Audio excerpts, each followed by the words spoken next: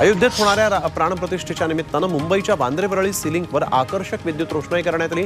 जय श्रीराम असं या विद्युत रोषणाईद्वारे साकारण्यात आलं आहे। येवल्यामध्ये विद्यार्थ्यांनी मानवी साखळीद्वारे जय श्रीराम हे नाव बनवत राम नामाचा गजर केला। अयोध्येत होत असलेल्या श्रीराम मंदिर प्राणप्रतिष्ठा सोहळ्याचा सर्वत्र उत्साह पाहायला मिळतोय। येवल्यातील मातोश्री शांताबाई गोविंदराव सोनावणे स्कूलमध्ये विविध कार्यक्रम घेण्यात आले। यावेळेस मानवी साखळीद्वारे जय श्रीराम हे नाव बनवण्यात आलंय।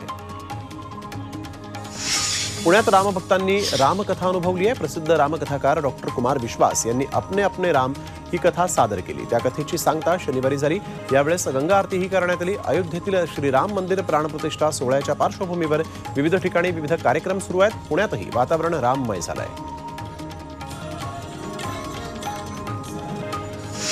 देशभरातील वातावरण राममय झालेलं आहे। वाशिमच्या मालेगाव येथील धनश्री काबरा या युवतीनं अमृत नोनी आर्थो प्लस ये एक प्रूवन फॉर्मूला है। इसमें मौजूद नोनी फल के गुण और आयुर्वेदिक जड़ी बूटियां शरीर को जरूरी पोषक तत्व देने के साथ साथ हड्डियों और जोड़ों के घिसने, उनमें होने वाले सूजन और दर्द को रोकने में मदद करता है। दर्द मुक्त जीवन के लिए अमृत नोनी आर्थो प्लस। 1,81,181 रामनामाच्या माध्यमातून श्रीराम, लक्ष्मण, सीता आणि हनुमान यांची प्रतिमा साकारली। ही कलाकृती साकारण्यासाठी तिला 9 दिवस 92 तास लागलेले आहेत। या पेंटिंगची एशिया बुक ऑफ रेकॉर्डमध्ये आणि इंडिया बुक ऑफ रेकॉर्डमध्ये नोंद झालेली आहे।